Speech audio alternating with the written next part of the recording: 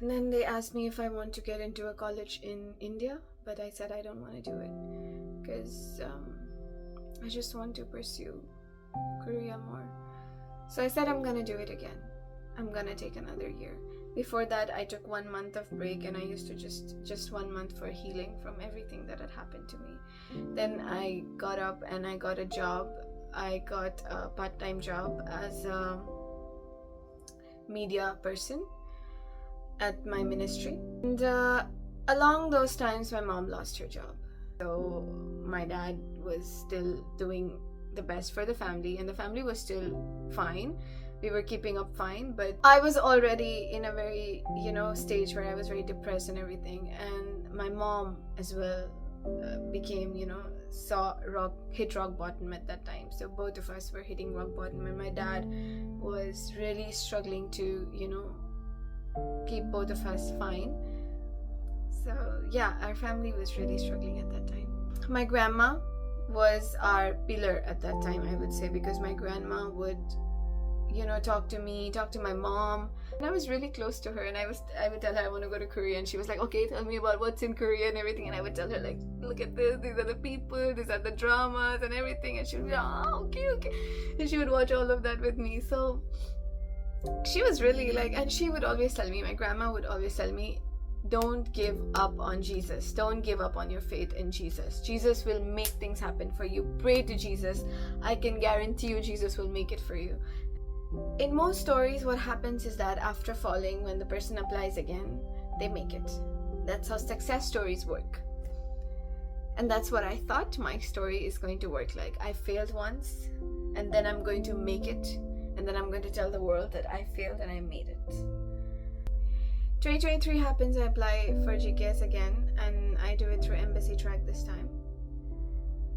And I made my profile so strong. I changed my PS, I changed my SOP, everything, and I applied. And the Embassy Track results came out in March, and I didn't make it. And I had a few friends at that time with whom I was applying, and I was, preparing together.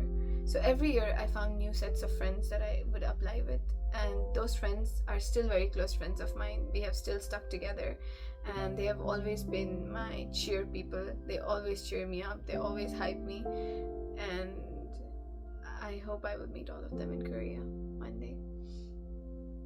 So after I failed Embassy Track, of course I cried a lot, but I had very less time to prepare again for University Track. So I was like, Sanshina, crying can wait. We have to prepare for University Track. And I'll tell you how I received the results from my Embassy Track. I was at church. It was a Friday during a Lenten season, so we were doing Way of the Cross. And after the Way of the Cross, I was getting out of church, the results came. And I checked the result, and I was like, I'm at church, it's a Friday, it's holy hour. I checked the results, and I did not make it.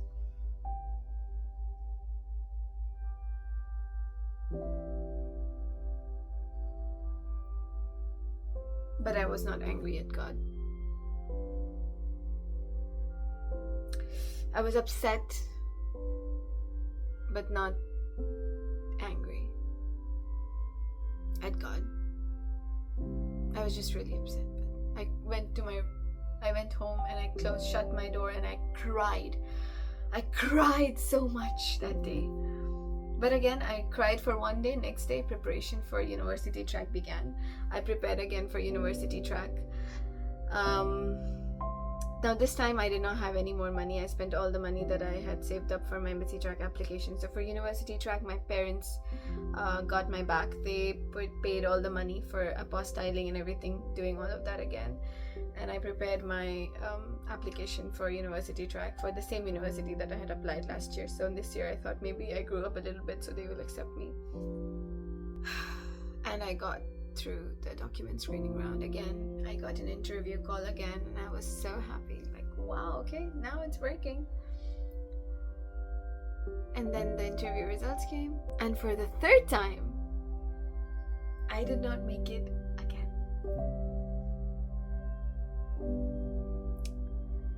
2 years in a row, 3 applications, failure.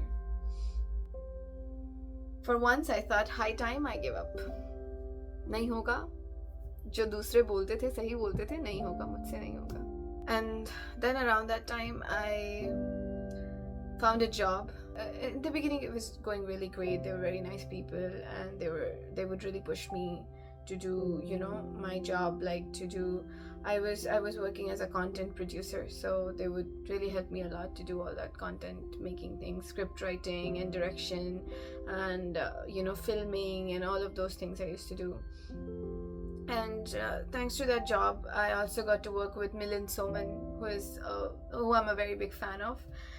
He's an Indian actor and an international supermodel. So when I got to work with Milind Soman, I was so happy. I was like, wow, this is a milestone in my life, because for the first time I was working with a celebrity. You know, it was crazy. Like every time you would be you know, on that side of the barricade looking at the celebrity and screaming, and that was the first time that I was with the celebrity. Like we went to receive him from his car, and he came, and then we were inside this hallway thingy, and we walked together, and I was like next to him because I was filming him. I was like one of his I was managing the entire content team on the event for which he had come. I was managing all the videographers and photographers of that event.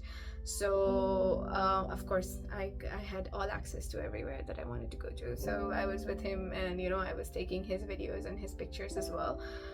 And the doors open, and the fans are all standing, all lining up, and I'm inside, and like I'm inside with the celebrity, the actor, and then we go outside, and all the fans are screaming, and I was like, wow. And there were bodyguards around. Okay, so the bodyguards, instead of telling me to go away, the bodyguard was guarding me as well. This was the first time in my life I experienced that, and I was so happy at that time because I was next to Milind, and the bodyguard was guarding both of us, and he was like, you have to also walk this side, you know, go from this side. And I was like, oh my god. And the fans are going crazy, and there were a few people who know me as well in the fans, and they took pictures and they posted pictures online, and I could see in the picture there's Milind Soman and there's me next to him, and I was so happy. And my friends were like, guys, this is my friend next to Milind Soman. And I shared the stage with him because I was shooting, of course, like I was shooting him, so whenever he was on the stage, I was on the stage with him shooting him, and the pictures that other people, the fans, had taken had me in it because I was next to him. It was a really good day for me. So when I did all of these things, I thought to myself, like, maybe this is why GKS didn't work out, you know. God had other plans for me and other milestones for me to reach. So jo hota hai, achhe ke liye hota hai. I thought that 2024 arrived. I started 2024 very badly. I got chickenpox for the first time, and I was hurting, and my face was completely destroyed with chickenpox because I had pox all over my face. If you have seen my forehead, I have a scar in my forehead, and that scar is through chickenpox, and that really took away my confidence from my own self. So yeah, slowly things started to get hard at work. It started to get a little toxic. It was really affecting my mental health because I know that at this workplace I was doing the things that that is helping me grow as a person in media, but at the same time it was holding me back a lot because I was going to work, then I was going to my Korean classes because I wanted to take topic. So I was learning basic Korean, and I had 2 hours of classes 2 days a week. So after work I would go to Korean classes, come back, and the rest of the days I used to go back home after my work. At night I used to do like morning to night, like 10 to 7 work shift, and at 7, and my home was like 2 hours away from my workplace, or 1.5 hours depending on the traffic. So yeah, I would go back home and then do my homework, my Korean class homework or things like that. And most of the days I was so tired after going back home. I had headaches and everything, but I had to do what I had to do. So yeah, fast forward to January, I finally decided that this is my limit. I'm gonna quit work now. I cannot do this anymore. I started to prepare for my GKS application. Around that time, my grandma, she started to get very sick. She started to get really sick, and my family was in a messy condition. I had chicken pox. My grandma was getting super sick. My mom still did not have a job. It was almost 2 years now, and she was still not getting a job. And even when she was getting a job, things were going wrong, and she couldn't join. So things were really not good for my family. My 2024 had one of the roughest starts for me. I was really struggling, and then I quit my job, so that was also over, and I had no job in my hand, and I didn't know if GKS is ever going to work for me. However, I prepared everything that I needed for GKS, and I decided I will not go with embassy track. I will go with university track, and I chose Dongsu University. I prepared all my application and everything. I did not prepare the whole thing, but I did a little bit of preparation, like my PS and my SOP. I had all of those things ready. And in February, I went, towards the end of February, I went out for a mission trip from my church. The moment I reached that place, I called my parents and I told them, and I spoke to everyone in my family. They were all fine. They were doing good. Day 2, in the morning, I called my mom, and her voice was shivering. And I asked her, what's wrong? And she told me that grandma got hospitalized the night before, and they didn't tell me because I would get very anxious, and I had just arrived at that place, so they didn't want to just give me that sort of headache, so they didn't tell me. And then mom said that she was hospitalized and she was in a little serious condition. I've always been very close to my grandmother. After my parents, I think she's the one that I'm closest to in my whole life. I prayed for her a lot. I constantly kept asking my parents if they need help, if something is up. And the next day I got a call that she's fine. So I was like, okay, this is great. She's fine. She's doing great. And my mom said, don't worry, she's fine. She's going to get discharged from the hospital. We're going to bring her back home today afternoon. So everything is all right. You don't have to worry. You don't have to come back. It's all good. And I was relieved. I was very relieved, and I was tension free. I was like, thank God, everything has worked out and it's all going to be fine. And then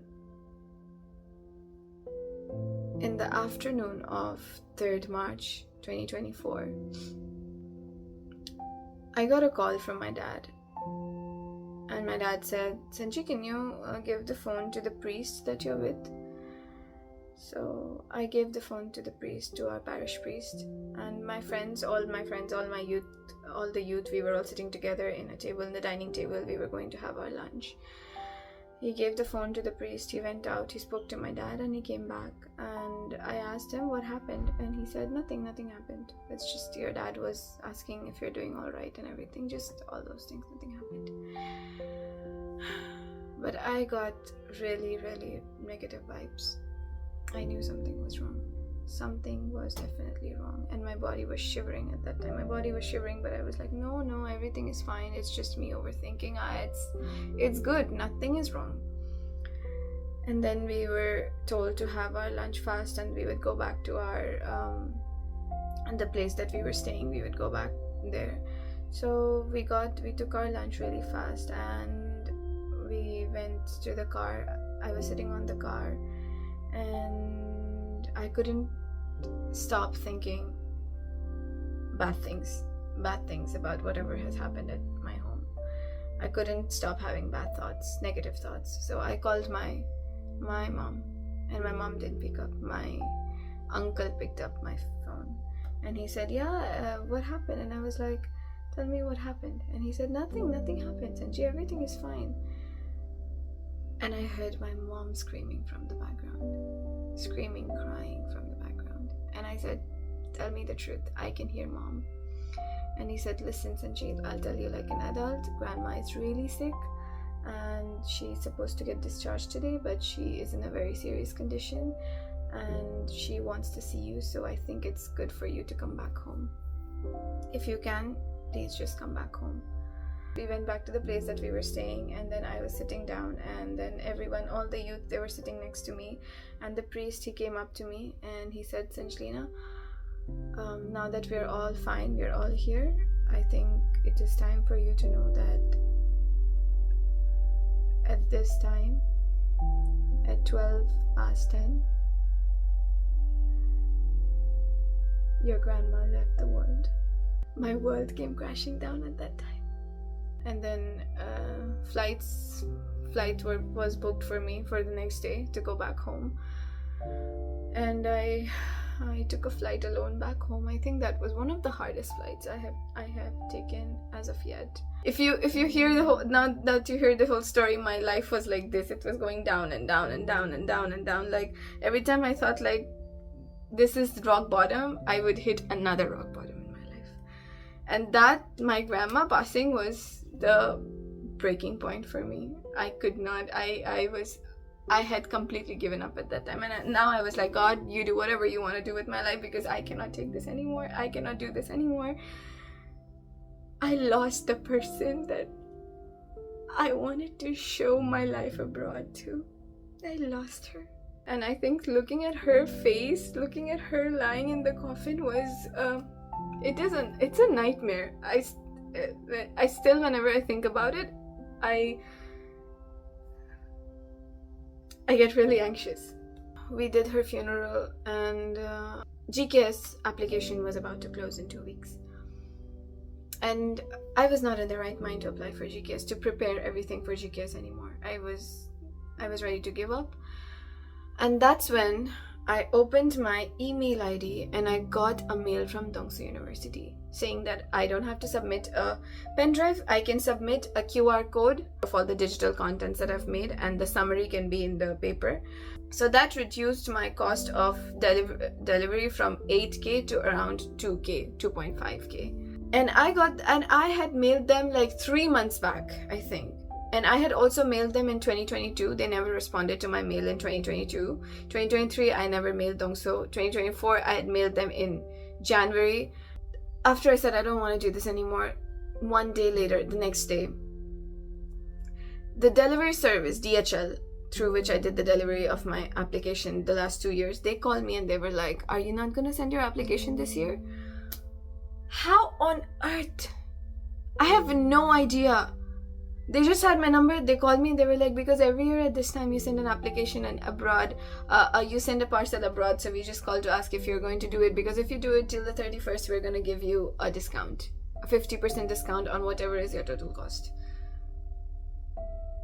I was like, crazy, this is crazy. When I received that, I thought, okay, let's apply for GKS. Let's just do this. Let's just get done with this. My parents really supported me at that time, and I prepared my documents again for GKS. And this time my application costed like 8,000 rupees only, because every price was cut down. This was cut down, that was cut down, here, there. My printing costs were completely cut down because the ministry that I had been serving for a long time, the director of that ministry, he told me that I could, do the printouts at the ministry for free. He let me do it for free. So my printing charges were all cut down. And I think God helped me, and my grandma really prayed for me in every way possible. 1 month before she passed away, she told me, even if I'm gone, all of your dreams will come true. When I'm gone, you will remember that I told you this, all of your dreams will come true. And I said, yeah, you're just kidding, right? She's like, no, I'm not kidding. I will make sure to tell God to fulfill all of your dreams, and He will do it for you. I will make sure it's going to happen for you. Don't let go of Jesus. Keep praying the rosary always. Keep praying the, chaplet of the Divine Mercy always. God will fulfill all of your dreams. I will tell God to fulfill all of your dreams. When I pass away, when I die, you will remember my words. In April, I got through this amazing opportunity where I was selected to represent the Indian church, the Indian youth in Thailand for this conference sort of thing, for this movement sort of thing. And it was a completely free trip to Thailand. So we went to Thailand for this conference, and I could also do a lot of sightseeing in here and there. It was a really great experience. I met so many Catholic youth from all around Asia, and I had an amazing experience. It was my first international trip as well. So in 3 months after my grandma passed away, things everything started to fall into place. I passed Dongsu University's interview round. I passed the document screening round. I passed the interview round. And then I went to Thailand. I came back from Thailand and we were waiting. And I think last year NEET took a long time to give us the results. I came back from Thailand to find out that I passed the NEET round. I saw my name in there and my name was there. And I was like, I'm going to Korea. My dreams finally came true. Everything happened. Then the final results came out, the final list of selected candidates for GKS 2024. And my name was there.